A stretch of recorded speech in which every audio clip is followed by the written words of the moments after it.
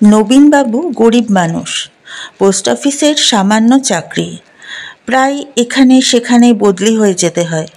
আয়ের সঙ্গে ব্যয়ের ভাবসাব নেই, প্রায় ধার কর্য হয়ে যায়, ঋণ শোধ দিতে নাভিশ্বাস ওঠে।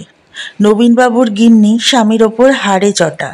একে তো নবীনবাবুর ট্যাকের জন্যেই তার ওপর লোকটা বড্ড মেনিমুখ আর মিনমিনে। এই যে যখন তখন যেখানে সেখানে বদলি করে দিচ্ছে, নবীনবাবু যদি রোখাচোখা মানুষ হতেন তবে পারত ওরম বদলি করতে। বদলির ফলে ছেলেপুলেগুলোর লেখাপড়ার 12টা বাজছে। আজ এ স্কুল, কাল অন্য স্কুল করে বেড়ালে লেখাপড়া হবেই বা কী করে? এবার নবীনবাবু নিত্যানন্দপুর বলে একটা জায়গায় বদলি হলেন। খবরটা পেয়ে গিন্নি বললেন, আমি যাব না, তুমি যাও। আমি এখানে বাসা ভাড়া করে থাকব। আর বদলি আমার পোষাচ্ছে না বাবু। নবীনবাবু মাথা চুলকে বললেন, তাতে খরচ বাড়বে বই, কমবে না। ওখানে আমারও তো আলাদা ব্যবস্থা করতে হবে। দুটো এস্টাবলিশমেন্ট টানবো কী করে?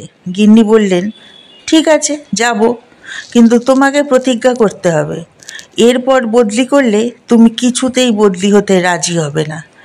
সরকারকে পরিষ্কার জানিয়ে দিতে হবে যে তুমি দরকার হলে মামলা করবে। তোমার মতো মেনিমুখ পুরুষদের পেয়েই তো নাকে দড়ি দিয়ে ওরা ঘোরায়। নবীনবাবু মিনমিন করে বললেন, একখানা দরখাস্ত নিয়ে ওপরওয়ালার সঙ্গে দেখা করেছিলাম, তা তিনি বললেন নিত্যানন্দপুর থেকে আর বদলি করবে না। দেখা যাক। বাক্স প্যাটরা গুছিয়ে সপরিবার এক শীতের সন্ধ্যাবেলায় নবীনবাবু নিত্যানন্দপুরে এসে পৌঁছলেন। বেশ ধকল গেল। ট্রেন থেকে নেমে অনেকটা পথ গরুর গাড়িতে এসে তারপর আবার নদী পেরিয়ে আরও ক্রোশ দুই পথ পেরোলে তবে নিত্যানন্দপুর। গঞ্জমতো জায়গা, তবে নিরিবিলি, ফাঁকা ফাঁকা। রাত্রিটা পোস্টমাস্টার মশাইয়ের বাড়িতে কাটিয়ে পরদিন একখানা বাসা ভাড়া করলেন। পাকা বাড়ি, টিনের চাল, উঠোন আছে, কুয়ো আছে। জায়গাটা ভালোও নয়, মন্দও নয়, ওই একরকম। তবে ভরসা এই যে আর বারবার ঠাঁই নাড়া হতে হবে না। ওপরওয়ালা কথা দিয়েছে, এখানেই বাকি চাকরির জীবনটা কাটাতে পারবেন নবীনবাবু। তার স্ত্রী অবশ্য নাক সিটকে বললেন, কি অখাদ্যের জায়গা গো, এ যে ধাপধারা গোবিন্দপুর। অসুখ হলে ডাক্তার বদ্যি পাওয়া যাবে কি না খোঁজ নিয়ে দেখো। দোকানপাটও তো বিশেষ নেই দেখছি। বাজার হাট কোথায় করবে?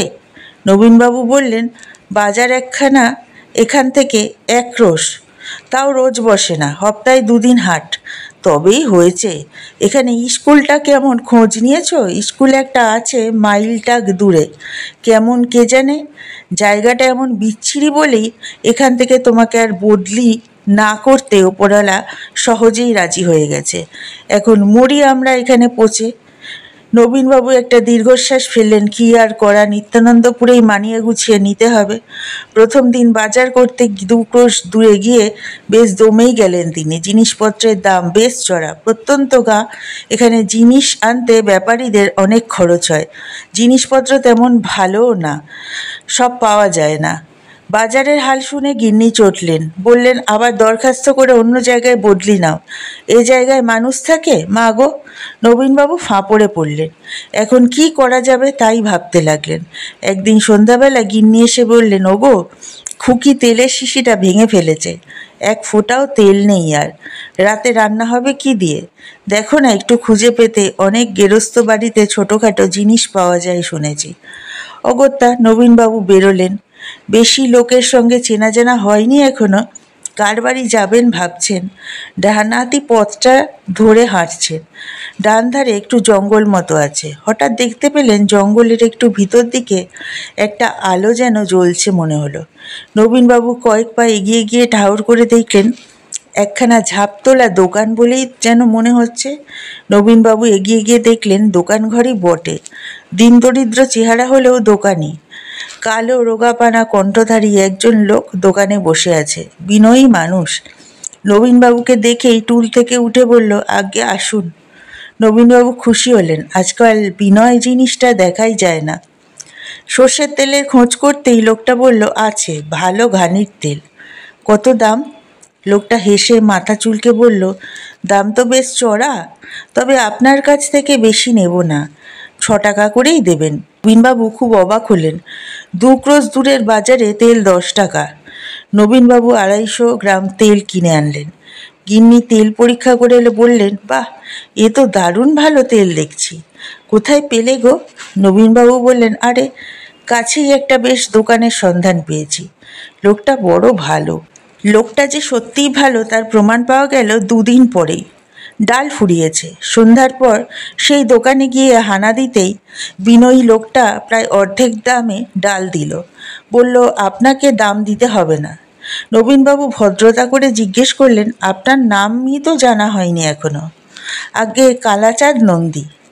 কালা বলেই ডাকবেন। আপনি কি সব জিনিসই রাখেন কালোবাবু? যে আজ্ঞে, তবে সন্ধ্যের পর আসবেন। দিন মানে আমি দোকান খুলি না, ও সময় আমার চাষবাস দেখতে হয়। দিন 2 পর গিন্নি হঠাৎ বললেন, ওগো, আজ একটু পোলাও খাওয়ার বায়না ধরেছে ছেলেমেয়েরা। ঘি আর গরম মশলা লাগবে, এনে দেবে নাকি একটু? কালোর দোকানে ঘি বা গরম মশলা পাওয়া যাবে বলে মনে হচ্ছিল না নবীনবাবুর। দোনোমনো করে গেলেন।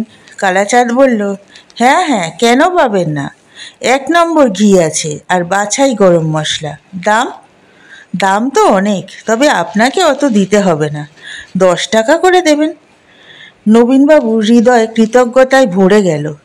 খানিকক্ষণ কালাচাঁদের সঙ্গে সুখ দুঃখের কথা বলে তিনি ফিরে এলেন।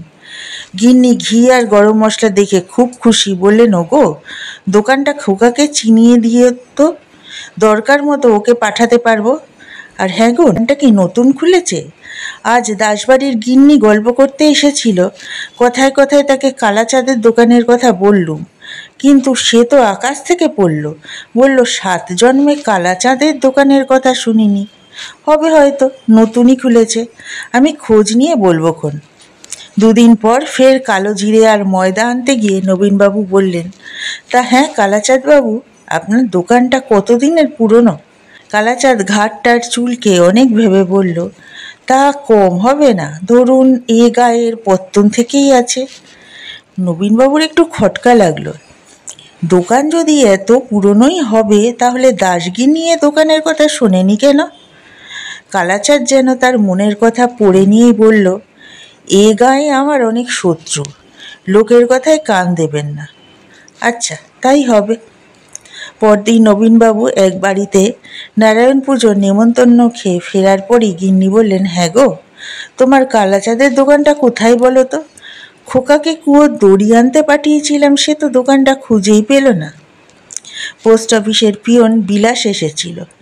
সেও বলল, ওরকম দোকান এখানে থাকতেই পারে না। বলল, নবীনবাবুর মাথাটাই গেছে। নবীনবাবুর বুকের মধ্যে একটু যেন কেমন করল।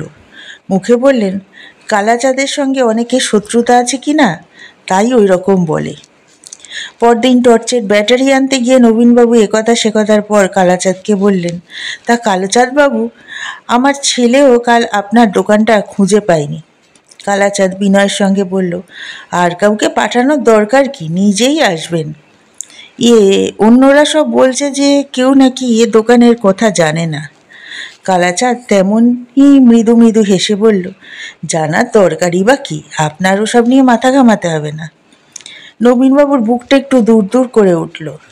বললেন, হ্যাঁ তা আমি, কিন্তু আমি ছাড়া দ্বিতীয় কোনো খদ্দের কখনো দেখি না। দোকানটা চলে কি করে? কালাচাঁদ বিনীতভাবে বললেন, একজনের জন্যই তো দোকান।